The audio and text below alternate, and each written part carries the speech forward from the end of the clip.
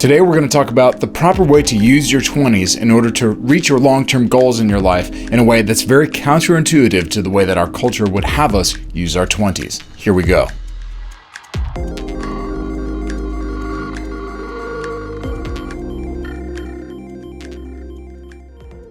Most people explain how they achieved their goals in terms of like a conversion narrative, right? They say, I used to be fat, now I'm ripped. They say, I used to work myself to death, now I retired early. I'm Tim Ferriss, right? But most people are very bad at making the connection between the season that they hated and their season of success. How their season that they hated so much and from which they converted actually gave birth to their season of success. They don't see that it was actually their hardest, least desirable season that made their success possible, in which the very elements of their success were made. And the reason that this matters is that by viewing all undesirable seasons as seasons to be overcome, rather than seasons which materially contribute to the success, we miss out on what some psychologists have called the ugly duckling rule. And the ugly duckling rule was created to overcome a false conception of goal achievement. Now, most people think of meaningful goals as having a straightforward linear path to accomplishment. And that's why, the most metaphors that people have for success utilize geometrically linear concepts like climbing a ladder and moving up in the world and things like that. And the reason, or the truth rather, is that most meaningful forms of success require complex and circuitous protocol that require phases of work which appear to be at odds with the actual goal. So if you fail to perceive meaningful goal achievement in this way, you will inaccurately classify seasons of your life as failure, in which you seem to be moving further away from your goal, when you could save yourself from the sense of failure and anxiety and self-hatred simply by understanding how, in particular, meaningful goal achievement works.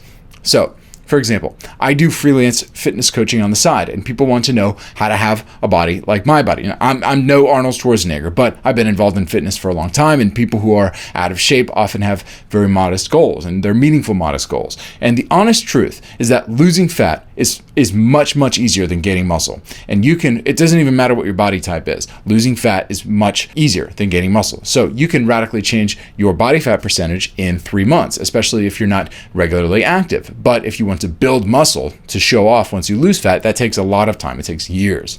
And the fact is that I look the way that I look because I've lifted weights for my entire life since the age of 14. Now, if I had a more informed and serious training protocol, I would actually look a lot better, and I should look a lot better than I do. But I don't look like I've been training for 16 years, but I have been lifting heavy weights for 16 years, and that's why I have the muscle mass that I do, which again is very modest. Now, during those years, I was always heavier than I wanted to be. During most of the time I was lifting weights, I always thought, I wish I could lose 30 pounds. And then one year, I gained an extra 30 pounds and I felt helpless. And then I gained another 30 pounds and I didn't know what to do.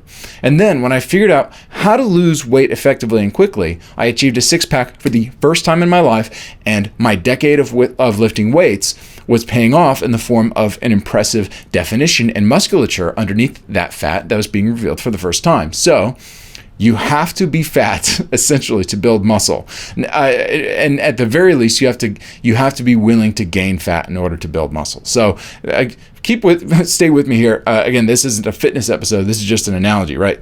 I should probably do more fitness episodes. But most ripped people, most people who have a lot of musculature, they don't give credit to the decade that they spent uncomfortably overweight, just building muscle and strength. Just building the foundation of what would one day be revealed in 3 months of work. Most people don't give credit to the decades that they spend stressed out when they retire early. They put those years in the "I overcame that" box, but they don't admit how much their current success actually stands on the foundation of those years of work. And people who retire early after burning out are often only able to do that because they burned themselves out with work. And there are two applications from this. One, this principle has two applications. First, if you are going through a season in which you are stuck doing something that feels like it's going to take you away from your goals, say to yourself, listen, I know this season won't have an immediate payoff in a year or two, but what amazing payoff could this season have 10 years from now? How can you press pause on your desperate desire for a certain meaningful goal to perceive how this might be an ugly duckling season for you? A season in which you are maturing fundamental realities which contribute to your goal, but which won't be on public display for another decade. The president of the seminary from which I got my doctorate said people often overestimate what they can achieve in a year and underestimate what they can achieve in 5 years. That's very true because we're just not used to thinking long term. And if we were better at thinking long term, we would be better at achieving long term goals. Okay, so you have to think that way. You have to learn to think long term. That's the application of the ugly duckling rule. Because if you always classify your undesirable seasons as seasons which need to be overcome and seasons out of which you need to bring yourself as soon as possible, you may be shortchanging yourself, which leads us to our second point. Second, do not try to front load the results or the finish line of your goal too quickly. The longer you, and this all assumes that you're in the right process toward a meaningful goal, right? But assuming that, the longer you can stand to be the ugly duckling, the more you'll stand out later. The longer you can sit in the uncomfortable season of insecurity and isolation and feeling unexceptional, and being overlooked, the more exceptional your results will be when you decide to pivot. When I was in the middle of my PhD studies, I started dating my wife. And when we started dating, I freaked out about the possibility of having to provide for a wife and kids and being the man of the house. So I quit my PhD program and took a high-paying job. And that was a big mistake because I was miserable at that job and I was capped in my potential. There was no upward mobility at that job. I traded a future opportunity to maximize my value for what I saw as an immediate need. Now, the truth was that we didn't get married for another year and a half, and I ended up quitting that job and finishing the PhD anyway because I wanted to finish what I started. And so the point is, never trade the potential for maximal value for a short-sighted goal, for a taste of your goals being realized today, when they could be realized in an even greater degree down the road. Another way to put it is this: don't rush to the final phase of a goal achievement process too quickly, or you might sabotage the goal itself. So by rushing to your goal, you actually diminish the glory of what you could attain as the goal. So, have some fat while building muscle. Don't worry about the six-pack, right? Then when you shred, you're going to be ripped. More so than the guy who's always cutting, always just trying to keep his body fat percentage down, but he's never bulking. He's never putting on muscle, so his body's not impressive. His physique isn't impressive. You look way better weighing 200 pounds, at 9% body fat than you do weighing, 150 pounds at 7% body fat. So a lot of guys fall into this trap. They take the job right out of high school that's high paying relative to high school, but has almost no upward mobility. And when they should be spending their early 20s maximizing their potential for upward mobility in their, so that in their 30s through building credentials and credibility and skills and social capital. And it's not fun. It's an ugly duckling season. Young guys can focus on fat loss right out of high school because they want the six pack, when in reality they should be making the most of a short window where their body is basically putting them on anabolic steroids to build as much muscle and strength as possible. What's the takeaway from this? Don't let the idea of looking successful undermine the process that success actually requires. Don't let the idea of looking successful undermine the process that success actually requires. And often, worthwhile versions of success require years of work that isn't just inglorious and unnoticed. It actually feels counterproductive. I want to look good and I want to have a nice body, but I actually feel like I look bad and I actually feel like I'm fat. Well, yeah, you actually don't look good and you're actually looking worse day after day, right? Don't be discouraged. Okay? It's tempting to make your 20s your swan season, but the truth is your 20s should be your ugly duckling season. Make your 30s your swan season. Make your 40s your swan season. It will be far more enjoyable. It will be because you won't have the anxiety of your future hanging over you. You will be reaping the fruit. Make your 20s a sowing season. Make your 20s an ugly duckling season.